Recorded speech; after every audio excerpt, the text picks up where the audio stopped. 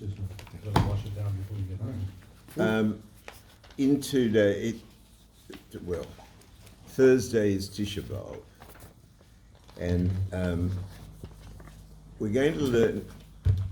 Let me just tell you before we start. There's Hayoim Yoim from a couple of days ago, where the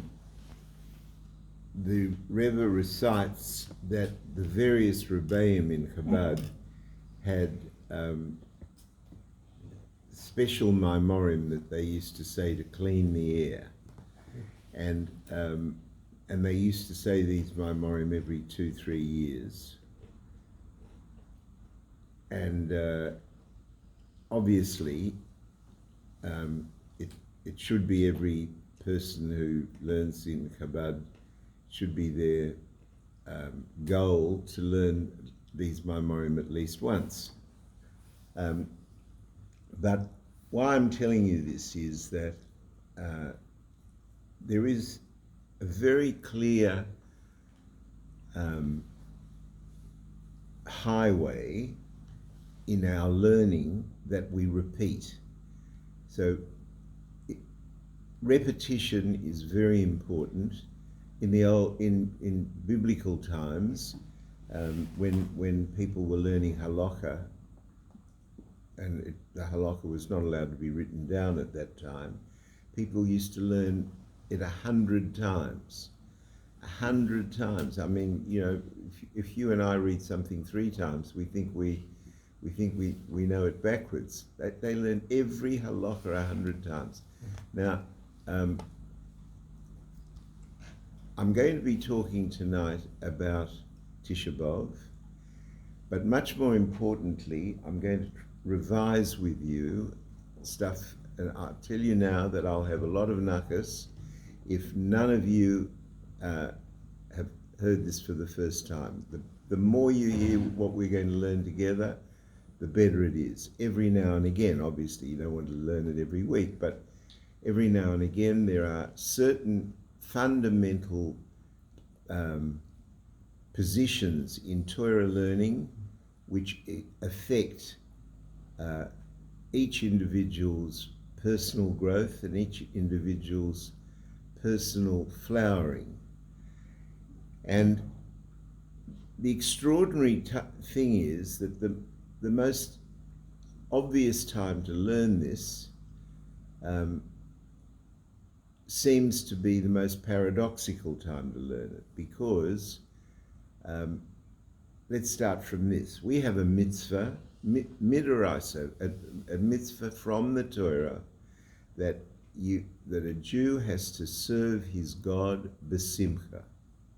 We have to do our learning of Torah and our performing of mitzvahs b'simcha, meaning happily. And that doesn't mean pleasantly, that means really, genuinely, completely happily. So let's start with this paradox, and this is what the shir is going to be about, and this is what I'm hoping you will struggle with personally after the shir, in your life, in my life. This is a critical balance, a critical set of scales. That on the one hand, we have a mitzvah d'oraisa to be happy. On the other hand, we have Tisha B'Av.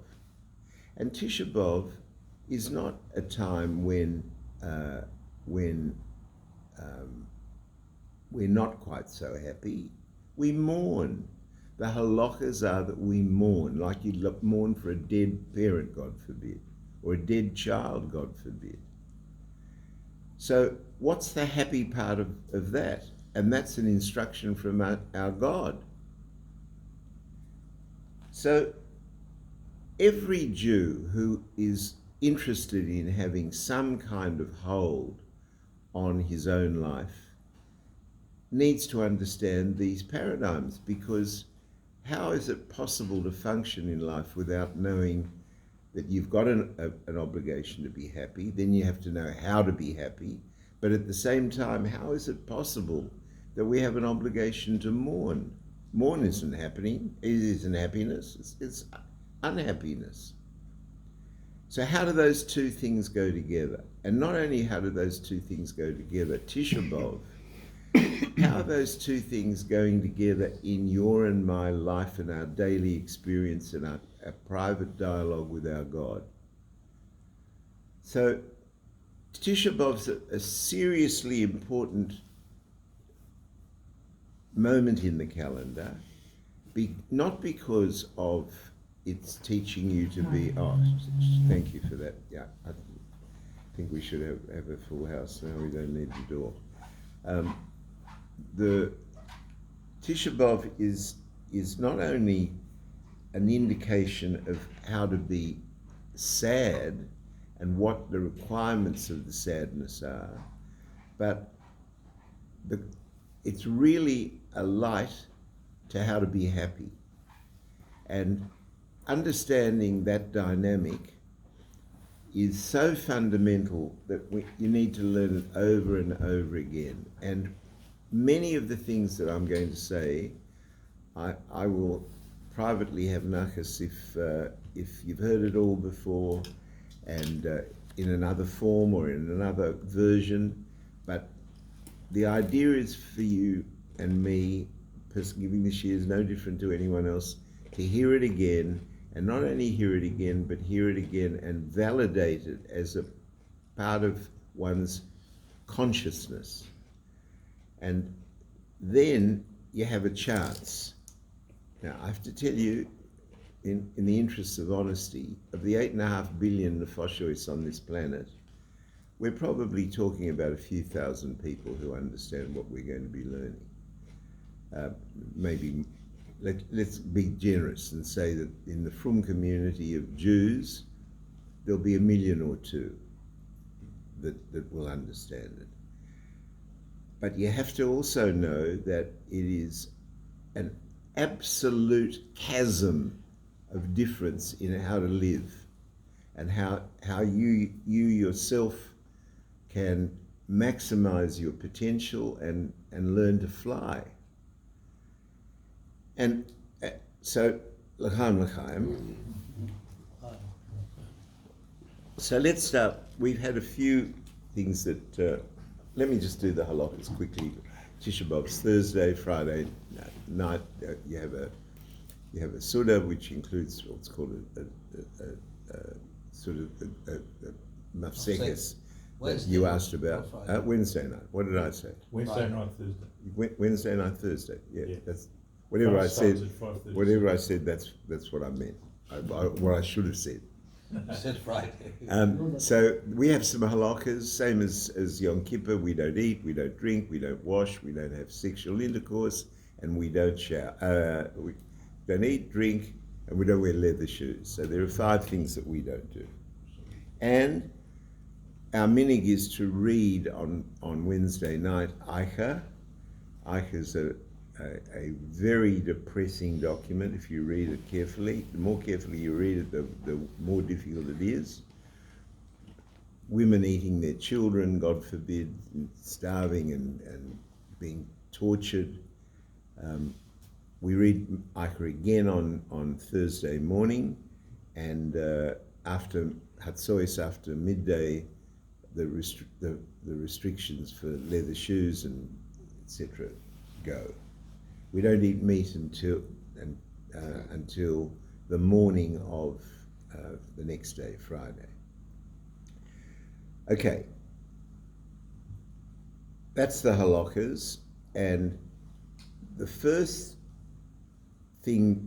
plank in understanding any Torah at all is to understand the concept of Yeridat Tzorik Aliyah. So we've done this many times. I hope everybody here knows it backwards, but the more we learn it, the better. Yeridat Tzorik Aliyah, let me translate, it means that descent is for the purpose of ascent. In fact, in Judaism, let me tell you a fascinating few words of Chumash. You know, there's a set in Bereshis that talks about Yaakov running away from his twin brother Esau, who wants to kill him, and his mother tells him to go to to run away, and we won't go through that. But on the way, he goes to sleep with the whole thing about some stones, and he dreams of a ladder, Yaakov's ladder, right?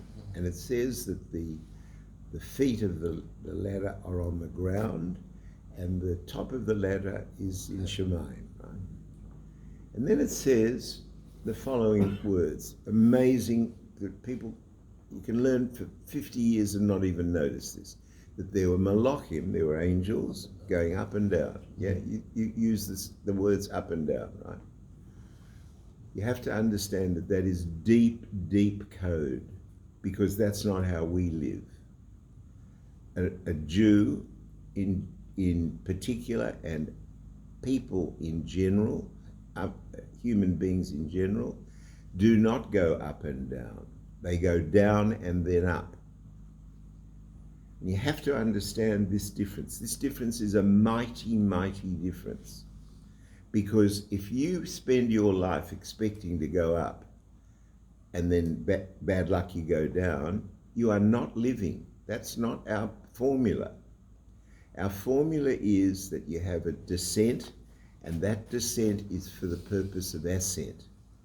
And not only is it for the purpose of ascent, but that descent energizes your ascent.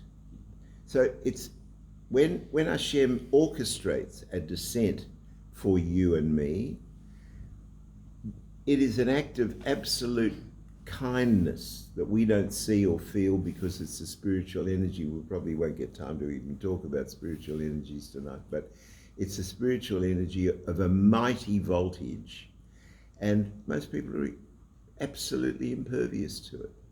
In fact, when you and I get the Yerida, when you and I get the descent, we curse it.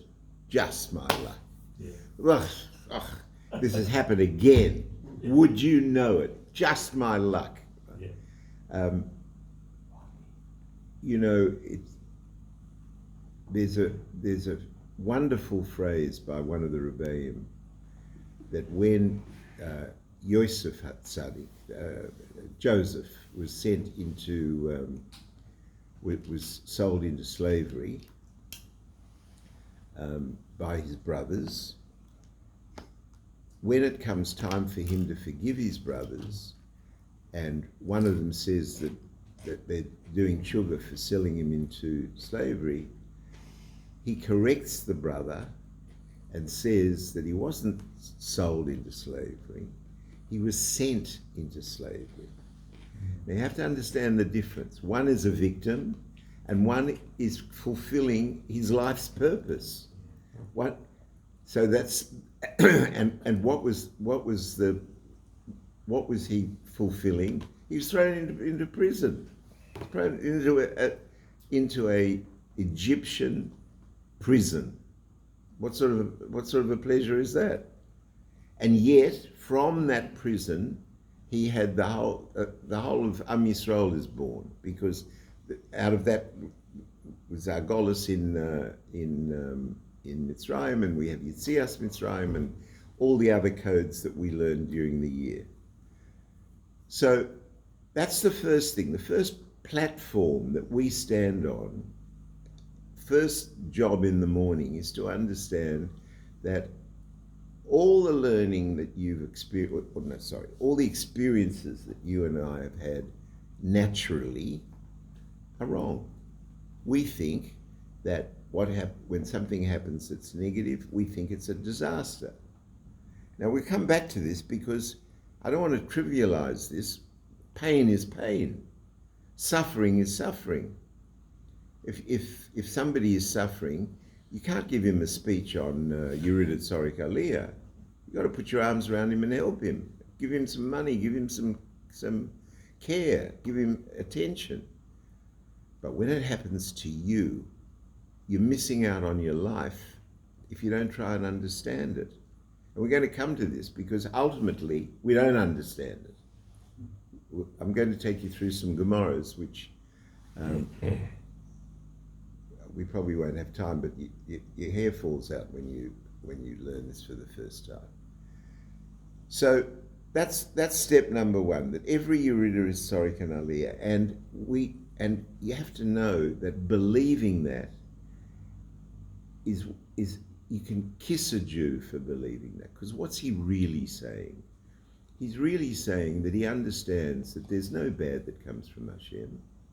We learn that as a rule. There's no bad that comes from Hashem. What about pain, you say? What about suffering? What about tsunamis? What about the Holocaust? There are plenty of examples of bad. And we'll try and get to some of that, because that's what we're talking about. This is the issue. This is the exact issue we're talking about. If you have God's all good and no bad comes from Hashem, what about Tisha B'Av? What about that? How do you put those two things together? That's what this year is. This year is about how you put those two things together, because they both exist. Now, when a Jew says Yerida Tzorik Aliyah, that every descent is for the purpose of an ascent, it's really an affirmation of his trust in his God, that what his God is doing to him, which seems to be painful or unpleasant or bad, can't be. Why can't it be? Because we believe that Hashem is didn't create the world in 6 days and walked away. We believe that he created the world in 6 days and keeps creating it every microsecond, all the time. Otherwise, if he stopped for a second, everything would disappear. Everything, when I say everything, I mean Gashmis. Every physical atom would disappear. What does this entail? We've learned this many times. Again, this is the stuff that I'm hoping everybody will be able to repeat to themselves over and over again. We learn that if Hashem is recreating every molecule and every atom and every bone in your body or in the hair that grows on your eyebrow, then he's controlling it. If he's really bringing it into existence, he is, as it were, concentrating on every follicle of hair on your head, or lack of it, and he is bringing that into existence, meaning he is controlling it. Now, if he's controlling it, then if Hashem gave you and me a Yerida, and he's controlling giving you that Yerida, and there was no possibility of an Aliyah after that Yerida, he's a sadist. There's no other way to look at that. There's no other logical way to put that together. If he's controlling everything, every molecule, every atom, every piece of DNA in your body or a banana's body, and there is going to be a Yerida without an Aliyah, how can he do that? Why? Why would he torture somebody for fun? Ronnie, and I know your face after 35 years, and I'm telling you that I'm sympathetic to what you're thinking. If I get you right, you are thinking that's all very nice, but it's painful. And what about real suffering? We're going to come to it. And I don't want to trivialize real suffering, because real suffering is real suffering. Look at this guy in Israel with the balcony. Yeah, okay. No, but what if you lose a kid, for example? Yeah, of course. So we're not trivializing that. We're not up to that yet, but I just want us to get the pieces load the pieces on the chessboard so that we know what we're talking about. So we're satisfied that God isn't a sadist. We're satisfied that every Yerida is Sorik and Aliyah. And we learn that nothing that comes from Hashem is anything but good.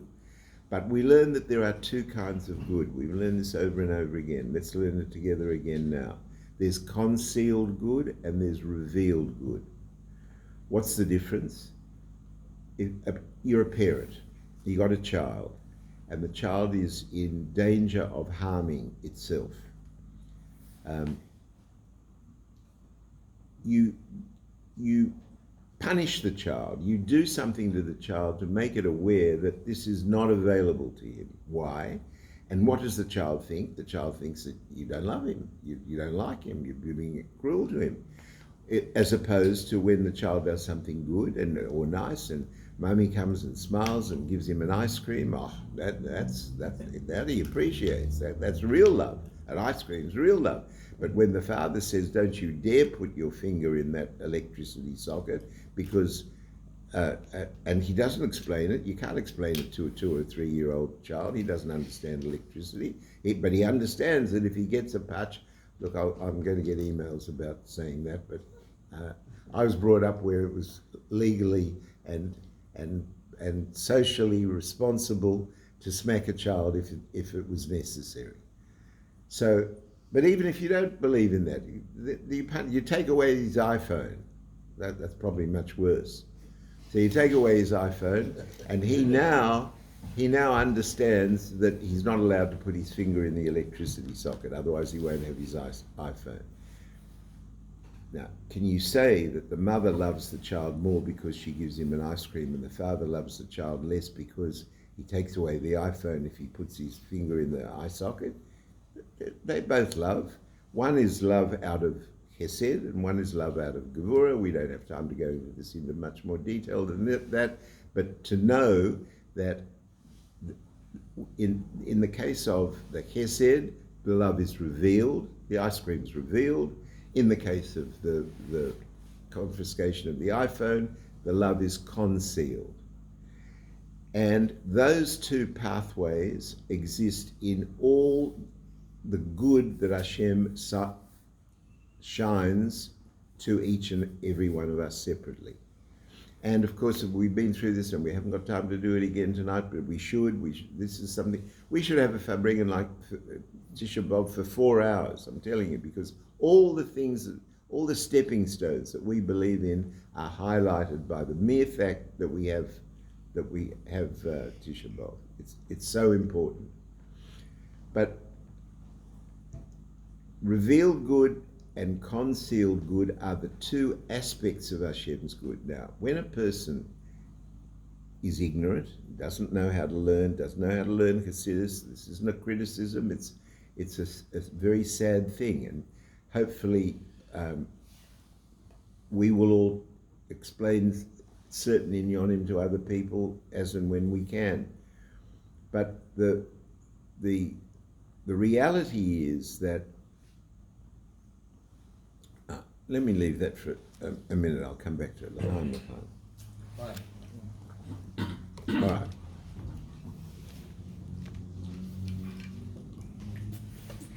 One of the other planks that we need to learn together or revise together is perspective.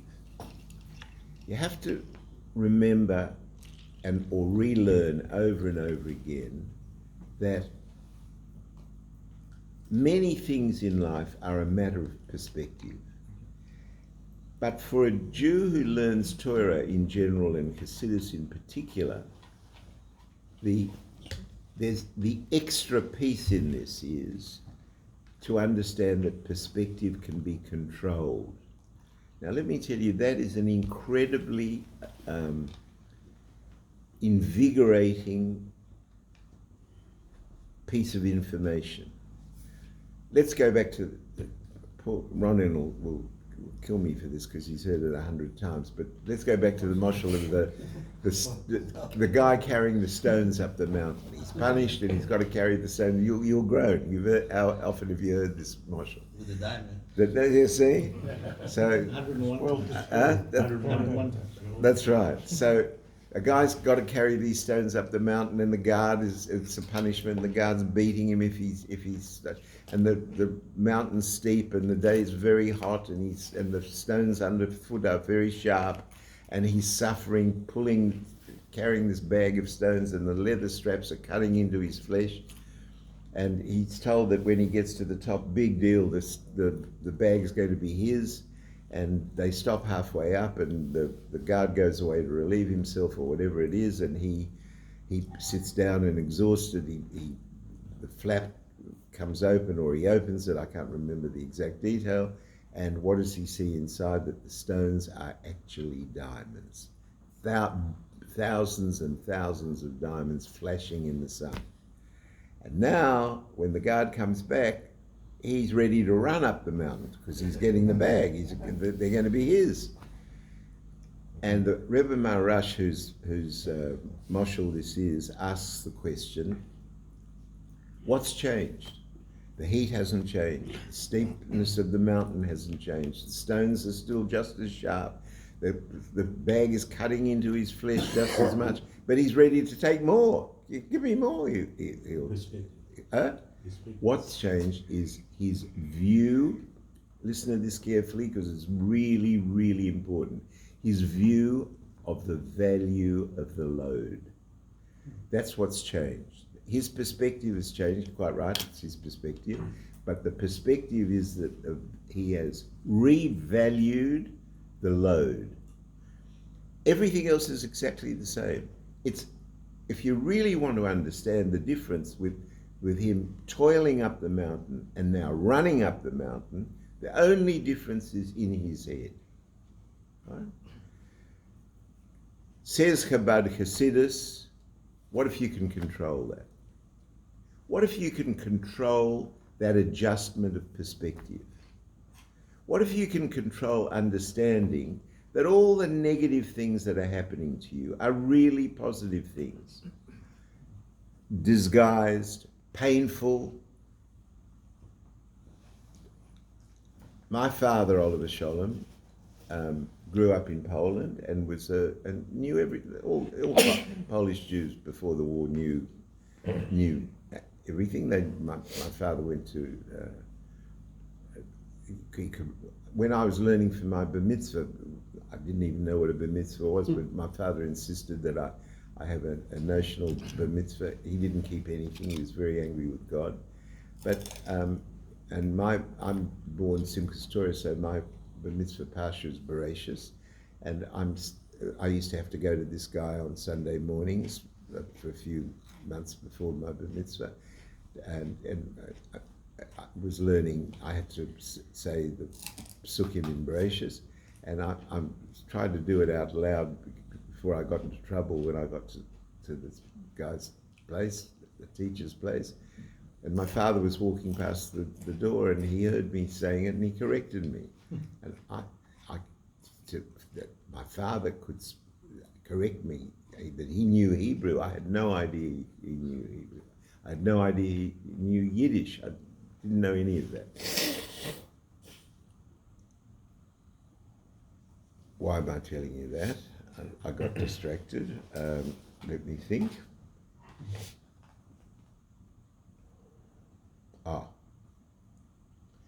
So the next question in line of the things that we are considering is this, that Am Yisrael's in Golus. What do we mean, Golus? We mean that access to our God is not available, or available in less open quantities. When we had the Beis HaMikdash, which is what we're going to be mourning the loss of, we're not mourning the loss of a building, we're not mourning the loss of a building as good as the Opera House.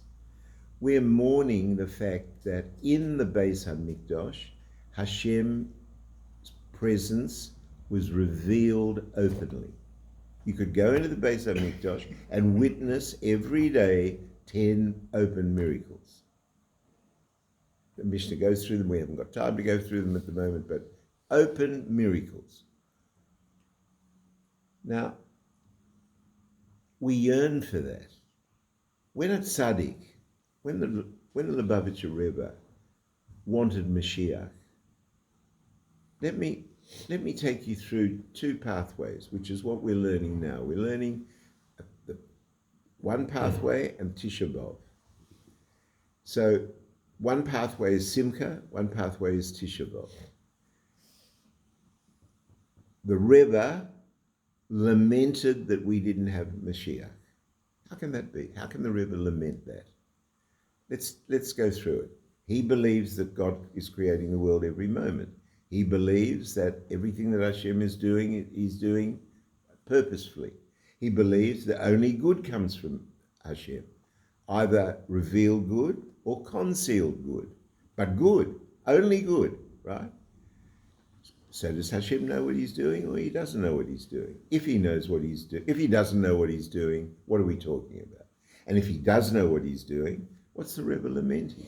He knows when to bring Mashiach. Do you understand this question? It's a very important question, because it's a question that at one level or another, you and I live with every day in every moment of our lives. Let's say that you're even good, you've learned enough, and your soul allows you enough room to believe in your God. And let's go even further, trust your God. We'll come to that. Trust is very difficult, and we'll come to why we think we don't trust.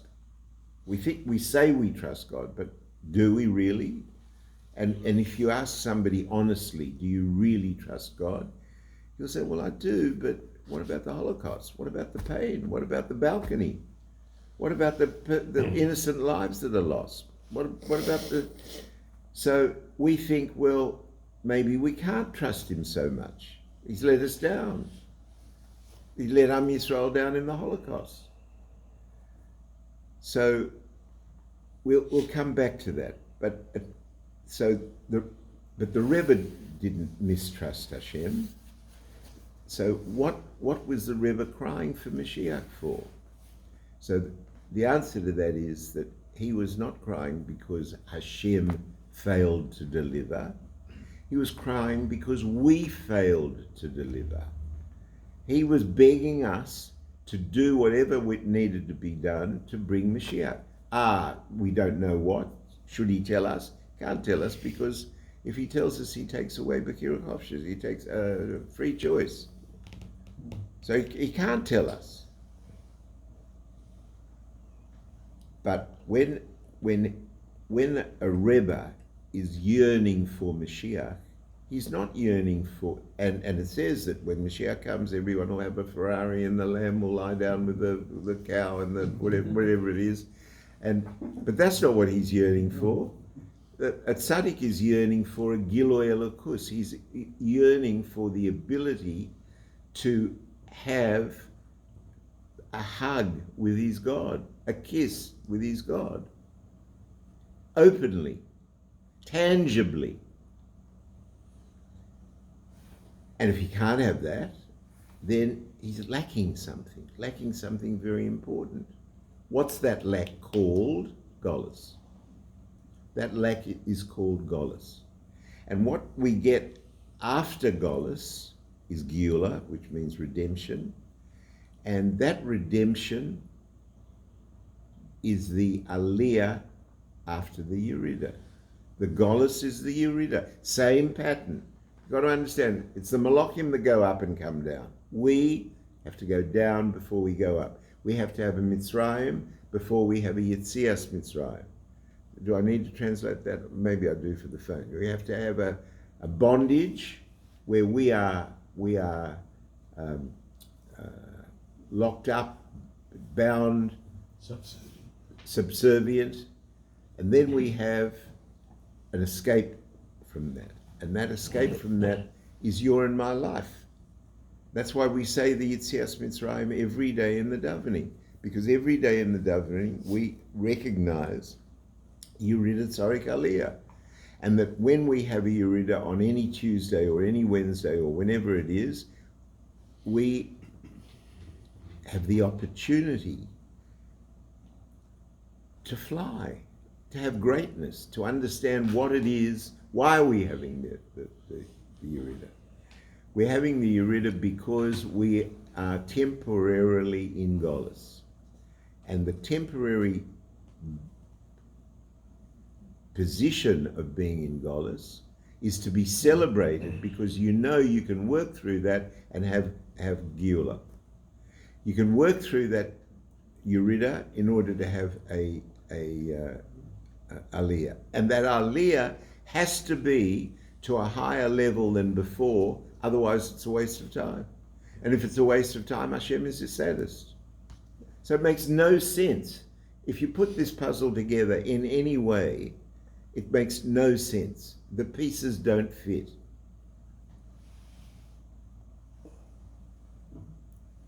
Now, but you will say, and let's revise this because this is yet another thing that needs to be revised regularly. You will say, we believe in Skar and Oynish, reward and punishment. It's a fundamental part of Judaism. Reward for doing what Hashem wants and punishment for not doing what he wants. But we have to define these terms. These are English words, and they're very misleading. And it's criminal to teach children this without explaining it to them properly. So first of all, what's the reward? Skar mitzvah mitzvah means that the reward for doing a mitzvah is you have the mitzvah. You have the fact that you have done something which is consistent with Ratzon Hashem, and you are stronger and bigger and greater and more functional because of it. And what about punishment? We don't learn that God is our headmaster who's cruel, who has the cane, and when he delivers the cane, he gets pleasure out of it. Every stroke of the cane, he has a sadistic pleasure in it. The Christians believe in heaven and hell. We have no heaven and hell. We have Shemayim, and we have a washing machine to get there, but it's not a barbecue like the Gentiles believe. It's not a place where Hashem rubs his hands together and appoints an agent called the devil to inflict pain on you, and he throws a party to say l'chaim when you're burning up in pain and suffering. That has no place in Jewish perspectives whatsoever. We learn that punishment is a consequence. So let me give you an example. You're 14 and you like fish. I'm just thinking of something mad. And you come home and you say, can I have fish for dinner, Dad? Mum. And Mum says, no, the fish is bad. It's gone off. I'll get you some more fish tomorrow. But I want fish tonight. The mum says, it's no good. Mum goes upstairs, and the 14-year-old takes the fish, and the fish is off, and he gets sick. Now, are you saying that his sickness is a punishment? It's a consequence. The mother told him, the fish is no good. Don't eat the fish. If you eat the fish, the consequence is that you'll be sick. He eats the fish and he's sick. What do you expect? Now, what can happen is he can spend the rest of his life continually eating fish and getting sick, or he can learn that dumb choices have negative consequences. And we have a whole process of tshuva whereby we can turn that thing around, absolutely turn it around. Just as every Yerida is Sorik and Aliyah, we can orchestrate the Aliyah from our Yerida. It's within our control. It's within our control to change our perspectives. So it's within our control to change the perspective by invoking tshuva. And then when you invoke the tshuva, next time you're not going to eat the fish. Because it's a dumb choice. And you've done tshuva and you don't have the Yisara to do that anymore.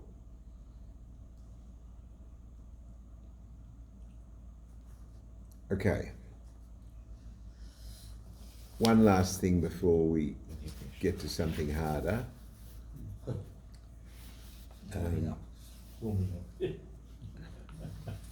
L'chaim.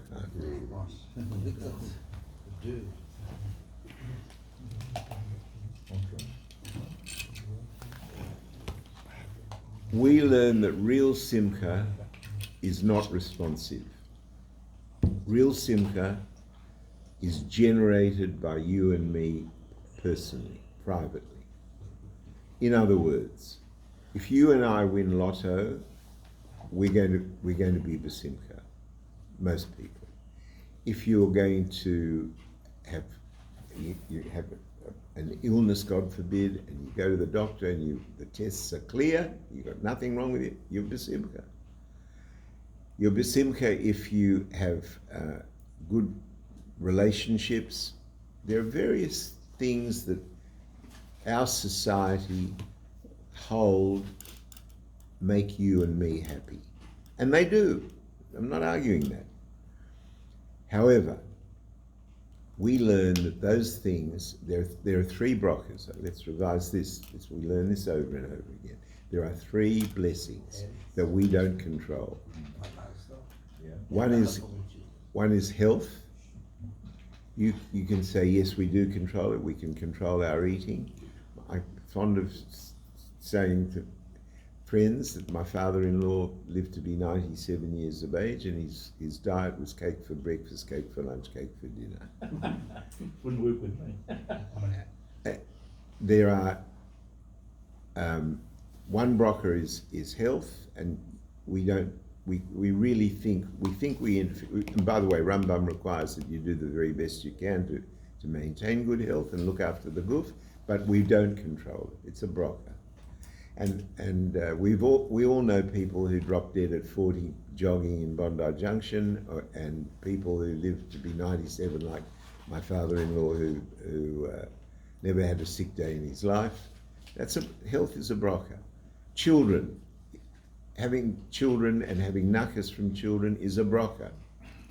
It's not to do with merit. It's not to do with whatever.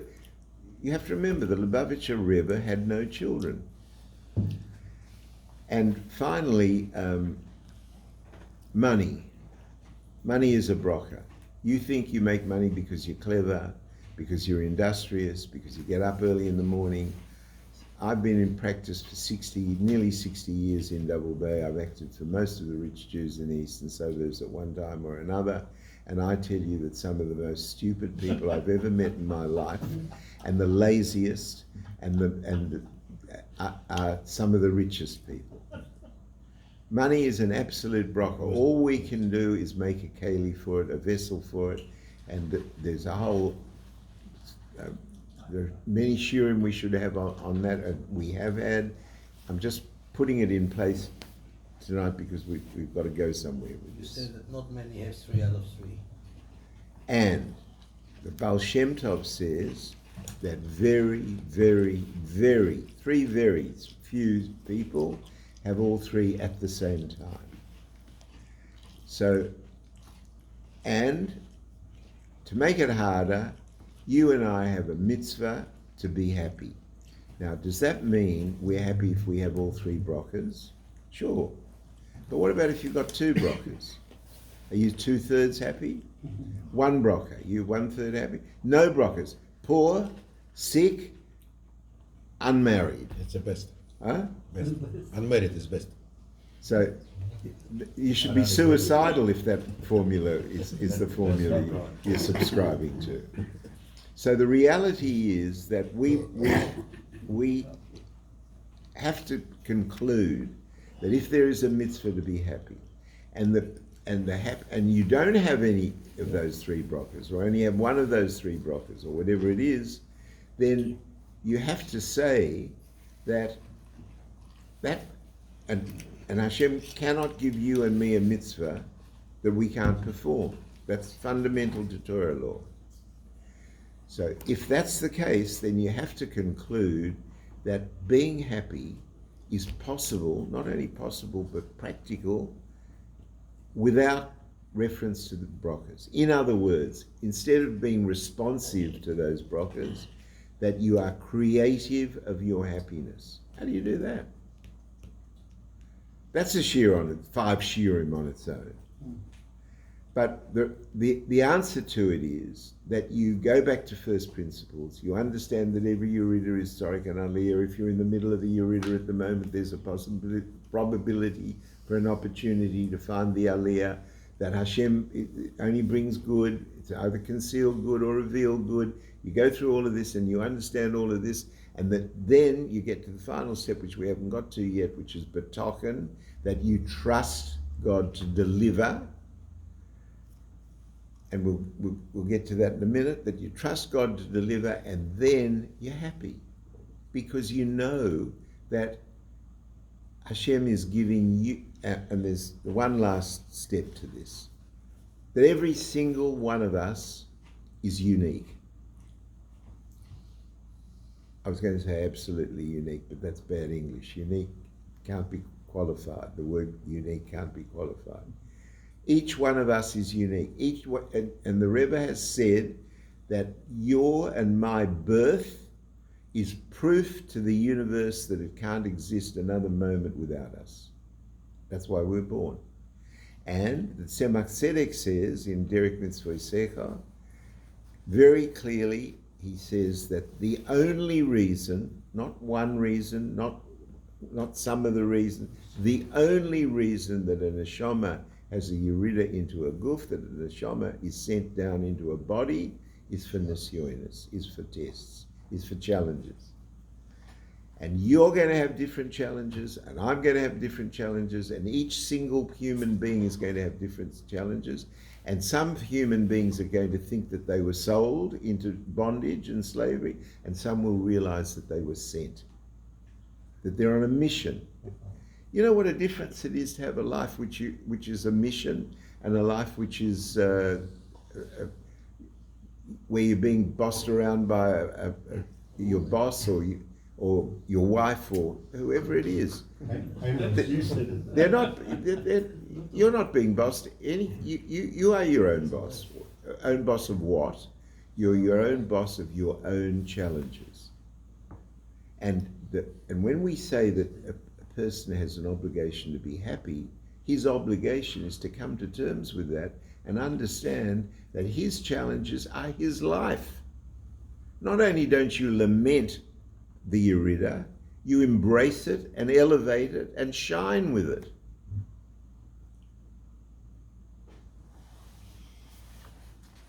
Okay.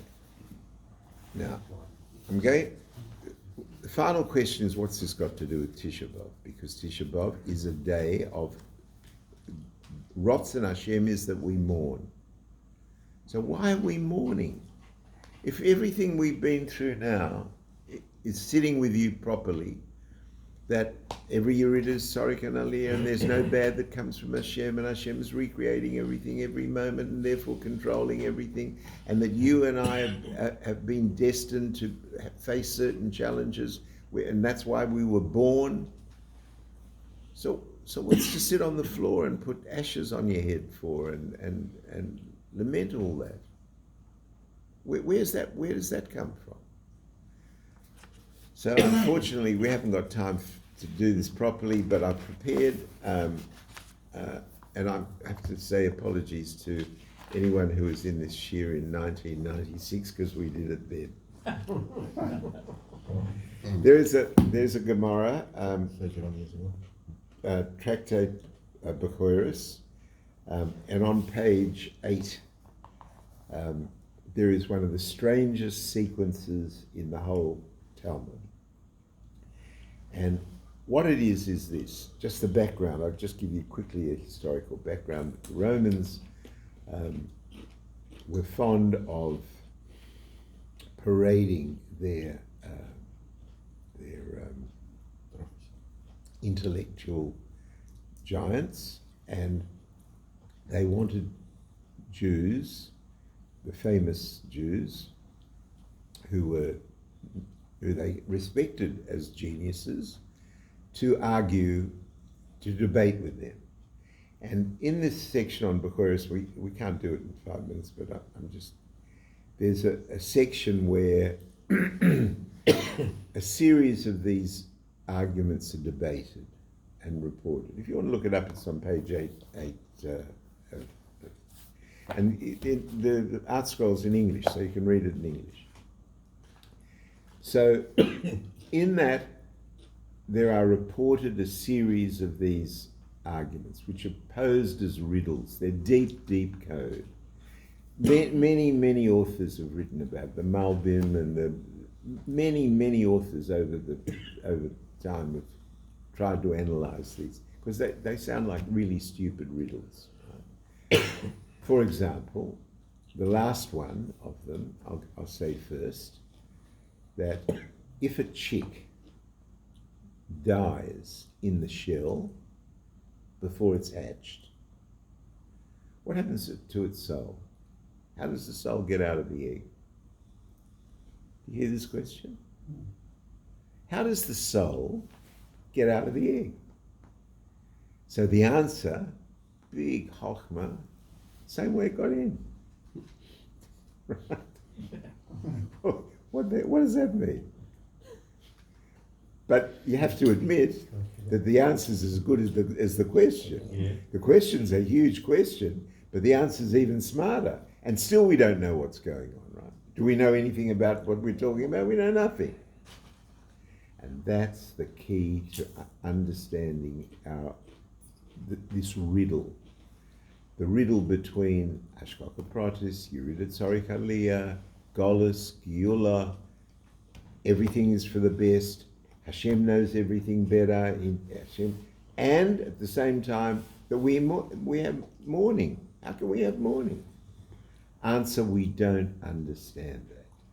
And you can't understand that. And anyone that pretends to understand that is a whole series of levels. First of all, he's a fool. Second of all, he's a crook. Because who can speak for God and pretend they know what's going on? You know, one of the worst things that you can, I've experienced this a few times in my life, and it's heartbreaking. You go to a levaya, you know, and you go to the minyan afterwards, and people come to be menachem, come to comfort the mourner, right? And they'll explain it. You know, they'll explain the death. It's in a better place now. Try and give him platitudes. Who gives him the right to? Who gives anybody the right to talk for God and think for God? Your job is to be, when you go to Menachem, put your arm around him, give him a hug. Don't explain to him what you can't explain. You can't explain what God. We can't explain God. You're talking about a human being. Look, let's take some Misholim. You have a 3-year-old child, and you've got the 3-year-old child and you're trying to explain to it how to eat with the right hand or with the left hand. And he doesn't understand. Why doesn't he understand? Because he's 3. When he's 15, he does understand that, but then he doesn't understand other things. And you're talking about, because his brain isn't equipped yet to deal with that level. Then you make the example more obvious. You have I've used this moshel in the shiur very often. You have a dog, a family pet, cat, dog, whatever it is, and the family loves the dog and feeds the dog, and the dog loves the family, and the dog loves will lick and cuddle and jump and sit and do whatever it has to do, and is an integral part of the family. But if you bring home your balance sheet and show it to the dog, is he going to understand it? He hasn't got the equipment. Buddy, he just ain't got the equipment. Now you and I, even if we're very, very clever, and some of the guys around this table probably very clever, but we've got a finite human brain. It's about the size of half a rock melon scooped out, so the flesh scooped out, and you got that shell, that cover. That's about the size of a human brain. And with that, you want to understand the 400 billion galaxies, which is only ruchnius, it's only gashmius, it's only physicality. How can you understand that with a human brain? Let alone understand Hashem, who is infinite. It's infinity. How can you and I understand infinity with the tools that we've got? Another one of these I've got time for another one or two. They're so interesting that one of them is, he says, can you tell me which of the two is the egg from a black hen and the egg from a white hen? Right? Is the egg any different color? But the hens are different colors, right? Mm-hmm. How do you know the difference? And so the answer to that is you can't tell, but Hashem can tell. And again, these masholim in this section are all the things that make nonsense out of reduction into human logic, because we just don't know. There's another one where, or the answer to that about the egg is that if you can bring cheese, and the cheese tastes the same and looks the same and is the same color from both the black goat and the white goat, and but yet it's different, and Hashem knows it's different. And another quote is that, you know, on Yom Kippur, in the service on Yom Kippur, we talk about the goat that is given on Mount Azazel as a, what do you call it, scapegoat, yeah. And it's thrown down, and the one that's saved and goes into the temple and it's used as a korban, and the halakha is that they have to be the same height, the same weight, the same quality, the same age. They have to be the same. So what's the difference? Why does one get to go to be a korban and be holy and kodesh, and one gets thrown down a mountain and gets smashed to smithereens and carries the sins of Am Yisrael on it? Who chooses which of those, right? Do you and I have any input into that choice? We don't. And we don't understand why it's one goat than another goat. And here's the bottom line with how it's possible to have Tisha B'Av. It's possible to have Tisha B'Av because at the end of the day, after learning all the good, we don't understand.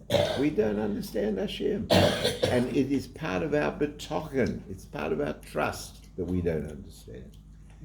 And you have to, and that's a certainty that we need to have for our own private life. That when you walk through your day and you understand that you've got one sort of life if you're walking through your day by accident, bumping into the doors and bumping into the windows and because it's dark, or you live a life where you have light in your room, you learn some Torah, you learn some Chassidus, the more Chassidus you learn, the more light there is.